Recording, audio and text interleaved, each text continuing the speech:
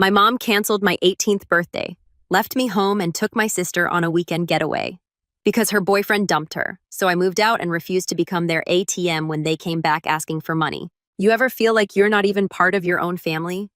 That's what my 18th birthday felt like. I wasn't the main character in my own life, just an afterthought in a household where my sister Katie and my mom called all the shots. What should have been a big milestone ended up being just another Saturday stuck at home, except this time I was babysitting my little brother Charlie while everyone else decided my plans didn't matter. A little background to set the scene: my dad passed away 2 years ago. He died in a car accident on his way home from work one evening. Before that, things were stable. I guess my parents weren't perfect, but they balanced each other out.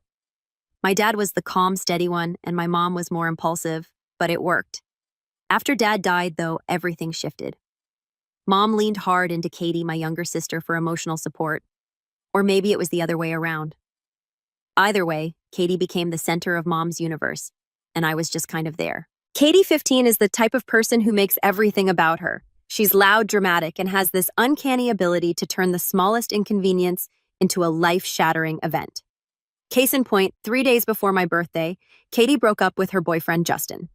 They'd been together for a whopping 4 months, and from the way she was crying, you'd think she'd just been through a divorce. She locked herself in her room, blasted sad music, and refused to talk to anyone except Mom. At first, I didn't think much of it. Katie's meltdowns are like bad weather. You learn to wait them out. But by Friday night, things took a turn. Mom decided that Katie needed a distraction, and the best way to provide that apparently was to cancel my birthday plans and take her on a weekend getaway to the house in the mountains, and then on a shopping spree afterward. The house isn't ours. It belongs to Mom's friend who lets her use it whenever she wants. It's where they go when Katie needs to reset. When Mom dropped the news, I was furious. I had plans to go out with my friends, and Mom was supposed to fund it. Nothing crazy, just dinner and maybe a movie followed by a little hangout at home with cake. I'd been looking forward to it for weeks, especially since I'd barely done anything for my last birthday. But no, Katie's breakup was apparently more important than my birthday. I tried to push back, reminding Mom that it was my birthday and asking why Katie's drama had to take priority. Her response: "Katie's really struggling right now, and you're old enough to understand. We'll celebrate when I get back." That was it. No negotiation, no room for compromise. To make matters worse, she added that I'd need to stay home to watch Charlie, my 6-year-old brother. I tried saying I wanted my birthday to matter for once, but Mom wasn't having it. She threatened to cut off my college fund if I didn't do as I was told. So there I was, stuck at home with Charlie while they packed up and left. Now I love Charlie. He's a sweet kid, and the only person in this house who doesn't treat me like I'm invisible. But he's 6. He needs constant attention, and he has this boundless energy that makes it impossible to relax for even a second. Babysitting him isn't something you just casually tack onto someone's weekend plans, especially not their birthday weekend. By Saturday morning, I was a mix of angry, disappointed, and resigned. Mom and Katie left early, with Mom tossing me a quick, "Make sure Charlie eats lunch," as they walked out the door. They didn't even say happy birthday. Not once. I stood in the doorway, holding back tears, watching their car disappear down the street. The day itself was a blur of canceled plans and trying to entertain Charlie. My friends were messaging me asking what time they should come over, and I had to awkwardly explain that the party was off. Most of them were understanding, but I could tell some were annoyed. I couldn't blame them. They'd rearranged their plans for me, and now I was flaking on them because my family didn't care enough to let me have one day for myself. Charlie at least was oblivious to the whole situation. He was thrilled to have me all to himself and spent the day showing me his latest Lego creations and forcing me to play hide and seek. I tried to make the best of it for his sake, but it was hard to shake the bitterness. Every time my phone buzzed with a birthday message, it felt like a reminder of how much I was missing out on. Around lunchtime, I decided to order pizza as a small treat for myself. It felt pathetic sitting on the couch with a slice of pepperoni while Charlie watched cartoons, but at least it was something. At one point, Charlie handed me a birthday card he'd made with crayons. It had a drawing of the two of us holding hands with "Happy Birthday" scrawled across the top in shaky letters. That card was the only bright spot in an otherwise miserable day. By the time Charlie went to bed, I was completely drained. I tried to cheer myself up by watching a movie I'd been wanting to see, but it didn't help. The house felt too quiet, and the weight of everything just sat heavy on my chest.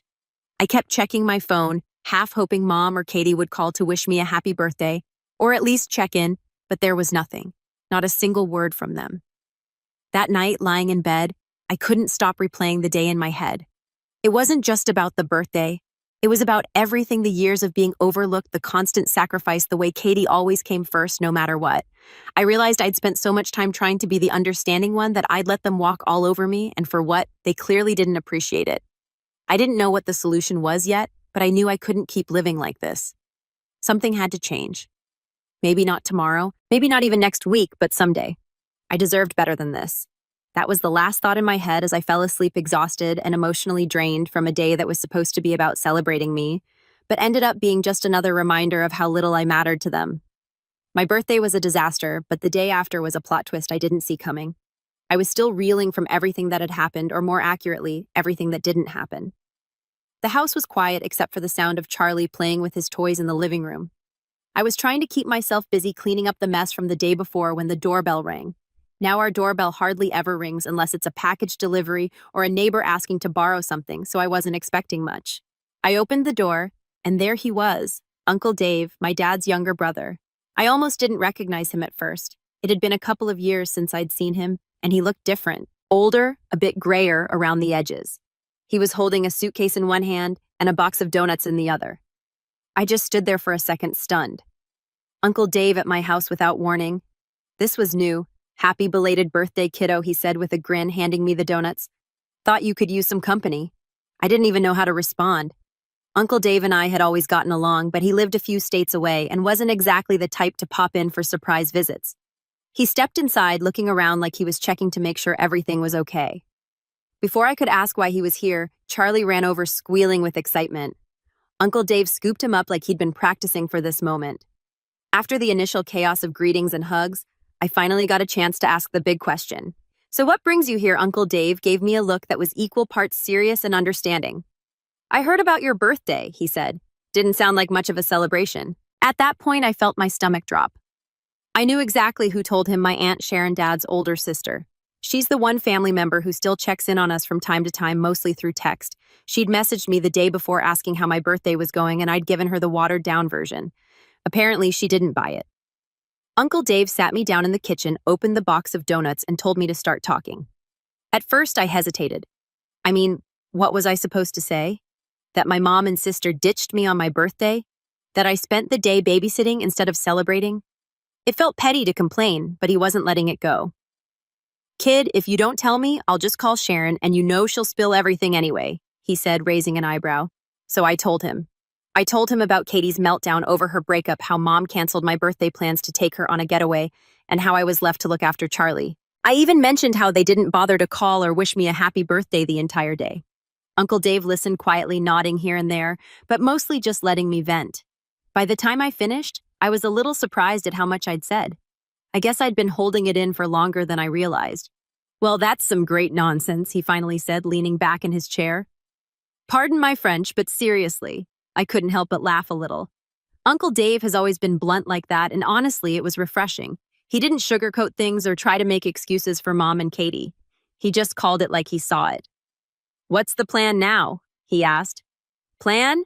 I repeated, confused. "Yeah, the plan. You can't keep letting them treat you like this," he said. "So what's your next move?" I didn't have an answer. I'd spent so much time just surviving in this family dynamic that the idea of having a plan never crossed my mind. Uncle Dave must have seen the uncertainty on my face because he leaned forward, resting his elbows on the table. "Pack a bag," he said. "You're coming with me." At first, I thought he was joking. "What, I can't just leave? What about Charlie?" "We'll figure it out," he said, waving off my concern like it was nothing. "But you're not staying here. Not after this." It felt too sudden, too drastic, but the more I thought about it, the more it made sense. What was keeping me here, really? Mom and Katie clearly didn't care about me the way they should, and Charlie, while I loved him, wasn't my responsibility. I deserved a chance to focus on myself for once, and Uncle Dave was offering me that chance on a silver platter. Still, it wasn't an easy decision. What if Mom gets mad or tries to stop me? What if she really cuts off my college fund? Uncle Dave snorted. "Don't worry, I'm here for you. Let her try. I'd like to see her explain to the rest of the family why she's so upset about her kid getting a better shot at life." That made me smile. Uncle Dave had this way of cutting through the noise and getting to the heart of things. He didn't care about drama or appearances. He just wanted what was best for me. I told him I needed a little time to think it over, and he didn't push. Instead, he stayed the rest of the day hanging out with Charlie and me like it was the most natural thing in the world. By the time evening rolled around, I'd made up my mind. I packed a small bag with the essentials clothes, my laptop, a few personal items, and got ready to leave. When Mom and Katie came back later that night, they were surprised to see Uncle Dave, and by surprised, I mean completely caught off guard. Mom tried to act polite, but you could tell she was annoyed. Katie barely acknowledged him, still caught up in her post-breakup sulking. Uncle Dave wasted no time. He sat Mom down and laid it all out for her, how I felt, how she'd been treating me, and why I deserved better. I didn't stay for most of the conversation. He told me to wait in the living room with Charlie, but I could hear bits and pieces through the walls. Mom's voice started out defensive, but quickly shifted to something more subdued. By the time Uncle Dave walked out, she didn't say a word to stop me from leaving. "Ready?" he asked, grabbing my bag. I nodded, and just like that, we were out the door. As we drove away, I couldn't help but feel a mix of emotions: relief, sadness, guilt, hope. It was all swirling around in my head, but more than anything, I felt free. For the first time in a long time, it felt like I was finally taking control of my own life, and it was all thanks to Uncle Dave showing up when I needed him most. Moving in with him felt like stepping into an entirely different world. Don't get me wrong, it wasn't some fairy tale where everything magically got better overnight. His house wasn't anything fancy, a small 2-bedroom place in a quiet neighborhood, but it felt more like home than my actual house ever did. The first thing he did after we arrived was hand me a key and say, "This is your home now. Make yourself comfortable." That hit me harder than I expected. No one had ever said that to me before, at least not in a way that felt so genuine. The first few days were a mix of awkwardness and relief. Uncle Dave had a pretty simple routine. He worked weekdays at an auto repair shop he co-owned with a friend and spent his evenings unwinding with television or tinkering on old car projects in the garage. He wasn't one to hover or smother me with questions, which I appreciated. Instead, he gave me space to settle in and figure things out for myself. One of the first things I noticed about living with him was how quiet everything felt. Back at home, it was always chaos. Katie screaming about one thing or another, Mom rushing around trying to keep up with her demands, Charlie needing attention every 5 seconds. Here, the loudest thing was the sound of the clock ticking in the kitchen. It was weird at first, but also kind of nice. Uncle Dave had a way of making the little things feel special. The day after I moved in, he took me grocery shopping and told me to grab anything I liked. When I hesitated, saying I didn't want to go overboard, he just shrugged and said, "You're not a guest, kid. Stock up." It was such a small gesture, but it meant a lot. Back at home, Mom was always so tight with money when it came to me, yet somehow Katie always got whatever she wanted. Knowing I didn't have to fight for scraps anymore was a relief I didn't realize I needed. The biggest adjustment was school. I was in my senior year, so transferring this late wasn't ideal, but Uncle Dave insisted it would be worth it. He even went with me to the school office to get everything sorted out. Watching him interact with the staff was eye-opening. He was firm, but polite, making sure I got all the help I needed without coming off as pushy. It made me realize how much I'd been missing that kind of support in my life.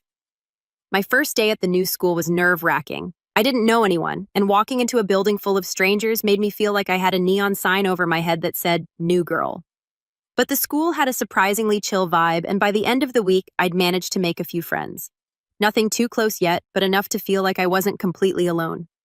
Uncle Dave was always checking in, but in a way that didn't feel suffocating.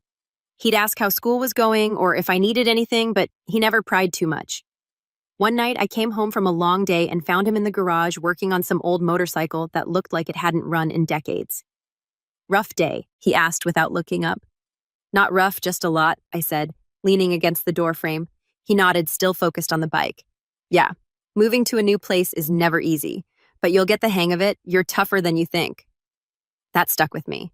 I'd never thought of myself as tough, but hearing him say it made me feel like maybe I could handle more than I gave myself credit for. One weekend, Uncle Dave surprised me with a day trip to a nearby hiking trail. I'm not exactly an outdoorsy person, but he insisted it would be fun. We packed some sandwiches and drove out to the trailhead early in the morning. It was a pretty easy hike, and the view at the top was incredible. I remember sitting on a rock looking out at the trees and mountains and thinking this is what peace feels like. On the way back, we stopped at this tiny diner for lunch. It was one of those places where the waitress knows everyone by name and the menu hasn't changed in decades. Uncle Dave ordered a massive stack of pancakes, and when I gave him a look, he just said, "What, pancakes aren't just for breakfast?" That was the thing about him. He had this way of making everything feel light and easy even when things were heavy. He didn't lecture me or try to fix all my problems. He just let me be myself, which was exactly what I needed. As the weeks went by, I started to feel more like myself again. I wasn't constantly stressed. I could actually breathe. I even started doing better in school, which was a shock to me, and probably would have been to my teachers back at my old school too. Uncle Dave noticed and made a point to acknowledge it. "See, told you you're tougher than you think," he said one night when I showed him a paper I got an A on. There were still hard days, of course. I missed Charlie a lot, and there were moments when I felt guilty for leaving him behind. But every time I started to doubt my decision, I'd remind myself why I left in the first place. I deserved a chance to focus on myself, and I couldn't do that in a house where I was always second place. One night, as we were watching some old action movie on television, Uncle Dave turned to me and said, "You know your dad would be proud of you." That caught me off guard. I didn't talk about my dad much, partly because it still hurt, and partly because I didn't want to seem like I was fishing for sympathy. But hearing Uncle Dave say that meant more to me than I could put into words.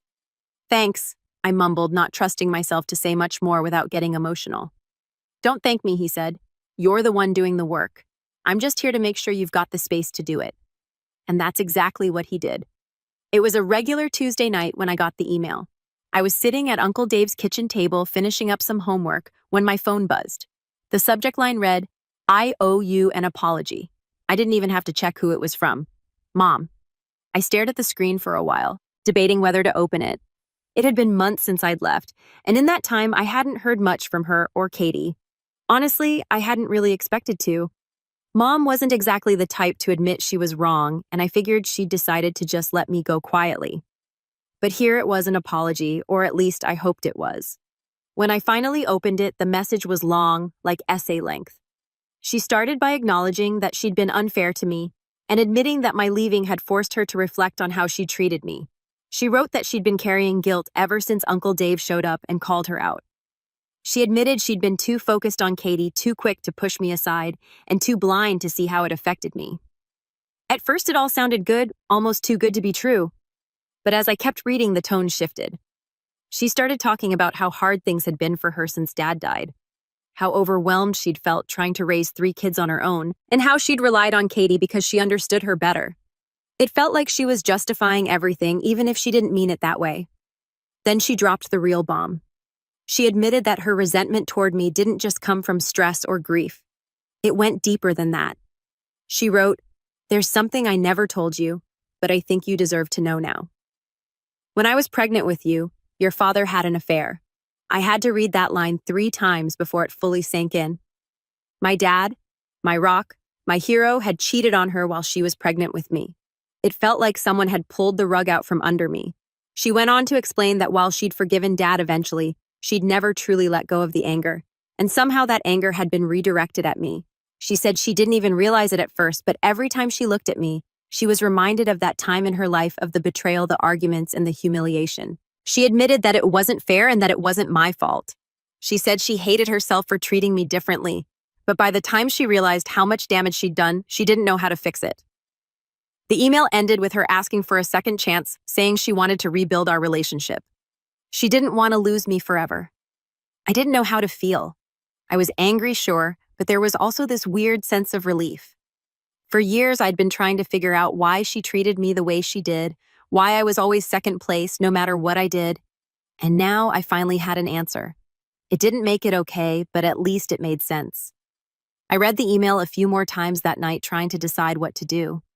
Part of me wanted to respond right away to tell her exactly how much she'd hurt me, but another part of me didn't want to give her the satisfaction of a reply. After everything I'd been through, did she really deserve a second chance? Or was this just another way for her to ease her own guilt? I ended up calling Uncle Dave. I hadn't told him about the email yet, but I figured he'd have some good advice. When I explained everything, he was quiet for a moment before saying, "Look, kid, it's up to you whether you want to open that door, but just remember, an apology doesn't erase what happened. It's okay to take your time." That stuck with me. I didn't have to rush into anything. I could process this on my own terms without feeling pressured to forgive her just because she said sorry. So that's what I did. I took my time. In the end, I decided not to respond. Not yet, anyway. I wasn't ready to forgive her, and I didn't want to open up a conversation that I wasn't prepared to have. I needed more time to figure out what I wanted, not just for myself, but for our relationship moving forward. Uncle Dave was supportive of my decision. He reminded me that it was okay to prioritize my own healing, even if it meant keeping my distance. She's the one who made those choices, he said. Now she has to live with the consequences. You don't owe her anything. That was the thing I needed to hear most. For so long, I'd felt like I had to be the bigger person, like it was my responsibility to keep the peace. But it wasn't. Mom had made her choices, and now it was my turn to make mine. In the months that followed, I started to feel more at peace. I was doing better in school, making new friends, and even picking up old hobbies like painting again. For the first time in a long time, I felt like I was finally living for myself, instead of trying to meet someone else's expectations. As for Mom, I didn't hear from her again after that email. I'm not sure if she gave up or if she was waiting for me to make the next move. But either way, the silence was kind of nice. It reassured me that if she cared enough to make things right, she would have tried harder. I think her email was a turning point, not just for her, but for me too. It forced me to confront a lot of things I'd been avoiding. And while it didn't fix everything, it helped me start to let go of some of the anger I'd been holding on to for so long. Do I forgive her? Not yet. Maybe not ever. But at least now I know the truth, and for now that's enough. Meanwhile, life with Uncle Dave had become my new normal, and for the first time in a long time, things felt steady. Being around him made me feel grounded. We had this unspoken understanding. It just worked. That's why the day everything changed felt like a punch to the chest. I wasn't ready for it. It was a Friday afternoon. School had let out early, and I'd stopped by a local bakery on my way home. Uncle Dave had a weakness for chocolate chip cookies, and I thought it'd be nice to grab some for our usual Friday movie night. It was such a small thing, but it felt good to do something thoughtful for him, since he was always doing things for me. When I got home, the house was quiet. I figured he was still at the shop finishing up for the day. It wasn't unusual for him to stay late to help with a tricky repair or catch up on paperwork. I sent him a quick text, "Got cookies for tonight. Don't work too hard." Then I flopped onto the couch and turned on the television to kill some time. Hours passed, and I started to wonder why he hadn't texted back. It wasn't like him to leave me on red. By 8 o'clock that evening, I started getting this uneasy feeling in my stomach. I tried calling, but it went straight to voicemail. That wasn't like him either. He always kept his phone charged, especially in case I needed something. I told myself he was probably just caught up at work, maybe helping out a customer who came in late, but the worry wouldn't go away. At 9:30, the doorbell rang, and for a split second, I thought it was him. Maybe he'd forgotten his keys or was carrying something too heavy to open the door. But when I opened it, my heart sank. 2 police officers were standing there, their expressions grim. "Are you related to David?" one of them asked. "He's my uncle," I said, my voice barely above a whisper. "I'm sorry to inform you that he passed away earlier today. There was a medical emergency at his workplace, a heart attack. Paramedics responded, but unfortunately he didn't make it. I didn't hear much after that. The words 'he didn't make it' just kept looping in my head over and over. I remember nodding mechanically as they handed me some paperwork and offered their condolences. When they left, I closed the door and just stood there in the silence, trying to process what had just happened. Uncle Dave was gone. The man who had given me a home, who had become my safe place when I felt like I had nowhere else to go, was just gone. The next few days were a haze. Calls had to be made, arrangements had to be figured out, and I felt completely overwhelmed. I didn't even know where to start. Uncle Dave didn't have kids or a spouse, so everything fell on me. I didn't feel ready to handle it all, but thankfully his best friend and business partner Mike stepped in to help. Mike was a solid guy, no nonsense, but with a good heart, and he made sure I didn't have to go through it alone. We spent hours at the funeral home figuring out details like flowers and a service date. Every decision felt like a monumental task because I wanted to make sure it was something Uncle Dave would have been okay with. The funeral was small but meaningful. People from all corners of Uncle Dave's life showed up: friends, neighbors, coworkers. They shared stories about how he'd helped them in ways both big and small, from fixing a broken furnace in the dead of winter to helping a struggling single mom with car repairs free of charge. He was the kind of guy who didn't just talk about being there for people, he actually showed up. Mom and Katie came to the funeral, though I wasn't sure why. They didn't seem particularly moved, and their presence felt more like an obligation than genuine grief. Mom gave me a stiff hug after the service and said, "If you need anything, just let me know," but it felt hollow. Katie barely spoke to me at all, which honestly I was fine with. They didn't stay long, and when they left, it felt like a weight had been lifted. A few weeks later, I got a call from his lawyer.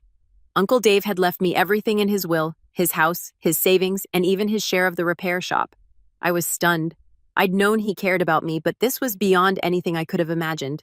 He hadn't just given me a home, he'd given me a future. It was overwhelming, to say the least. I was 18, still figuring out what I wanted to do with my life, and now I was responsible for managing an estate. Mike offered to buy out Uncle Dave's share of the shop, which was a relief. I trusted him to take care of it, and the sale gave me a financial cushion I never expected to have. Keeping the house was an easy decision. It was more than just a place to live. It was a piece of Uncle Dave. I couldn't imagine selling it, at least not yet. Living there alone felt strange at first, but over time I started to feel like he was still with me in a way. His presence was in the little things, the tools in the garage, the old leather jacket hanging in the closet, the way the floorboards creaked in just the right spots. Uncle Dave may have been gone, but everything he'd done for me, every lesson, every kind word, every moment of quiet support stayed with me. He had believed in me when no one else did, and now it was up to me to carry that forward. It had been a couple of months since Uncle Dave's funeral, and life was finally starting to feel somewhat stable again. Then out of nowhere, my mom called me. I stared at the screen for a solid minute before deciding to pick up. We hadn't spoken much since the funeral, and to be honest, I didn't really expect to. Our relationship wasn't exactly warm, and after years of feeling like an afterthought, I didn't have much energy left to try and fix it. Still, I picked up. "Hello?" I said, trying to sound neutral. "Hi, sweetie," she said, her voice overly sweet, like she was trying too hard. "How are you?" It was such a weird question coming from her. How was I? Did she really want to know, or was she just trying to make small talk? I told her I was fine and asked why she was calling. She hesitated for a moment before launching into what I could tell was a rehearsed speech. "Well, things have been a little tight around here," she started. "Katie is struggling with school, and Charlie's growing so fast he needs new clothes every other week, and well, you know how expensive everything is these days." I didn't respond right away. I could feel where this was heading, but I didn't want to jump to conclusions. Maybe she was just venting. But then she hit me with it. I was wondering, she said, her tone shifting to something more hesitant, if you could help out a little. "I know Dave left you everything, and I'm so glad he looked out for you, but we could really use some support right now." There it was. She wasn't calling to check on me. She wasn't calling to rebuild our relationship. She was calling for money. "I don't think I can do that," I said, trying to keep my voice steady. "Uncle Dave left that money for me to build a future, not to fix everyone else's problems." Her tone shifted immediately. "I'm not asking for a lot," she said, her voice edging toward frustration. "Just a little to help us get through. You don't know how hard it's been trying to keep everything together on my own." I wanted to laugh. On my own? She hadn't been on her own since Dad died. Katie was her constant companion, and she'd always put her needs above everyone else's. And as for Charlie, I'd been the one taking care of him most of the time before I left. If anyone had been left to fend for themselves, it was me. "I get that things are hard," I said carefully, "but that doesn't mean it's my responsibility to fix it. I've worked hard to get where I am, and Uncle Dave wanted me to have a chance at something better. I'm not going to give that up." She didn't take it well. "You're being selfish," she snapped. "Family is supposed to help each other. I can't believe you just turn your back on us like this." That hit a nerve. "Selfish," I said, my voice rising despite my best efforts to stay calm. "I've spent my whole life being the one who's overlooked. I was the babysitter, the quiet one, the kid who didn't matter as much as Katie. And now that I finally have something of my own, you want to take that from me too?" "No. I'm done." There was a long silence on the other end of the line. I could hear her breathing, probably trying to figure out how to respond. Finally, she sighed. "I'm sorry you feel that way," she said, her tone colder now. "I just thought you'd want to help your family." And just like that, the conversation was over. She didn't even try to understand where I was coming from. It was all about what she wanted as usual. I hung up feeling drained, but also a little proud of myself. For once, I hadn't backed down. I'd stood up for myself, and it felt good. A few days later, she texted me apologizing for the way she'd spoken to me, but still asking if I'd reconsider. I didn't reply. There was nothing left to say. If she couldn't see why this was important to me, then no amount of explaining would change her mind. After that, I decided to cut contact for a while. I blocked her number and stopped checking for messages. It wasn't an easy decision, but it was necessary. I couldn't keep letting her guilt me into doing things that weren't right for me. Uncle Dave had believed in me enough to leave me his legacy, and I wasn't going to let her or anyone else take that away. The whole situation made me think a lot about what family really means. For so long, I'd believed that family was about obligation, that no matter what you had to stick together and help each other out. But Uncle Dave showed me a different kind of family. He chose to support me not because he had to, but because he wanted to. That's the kind of family I want in my life. People who choose to be there for each other, not because of guilt or obligation, but because they genuinely care. Looking back, I think that phone call was the final straw. It was the moment I realized I couldn't keep holding on to the hope that mom would change. She'd made her choices and I had to make mine. It hurt, but it also felt freeing. I was finally taking control of my own life, and for the first time, I wasn't looking back.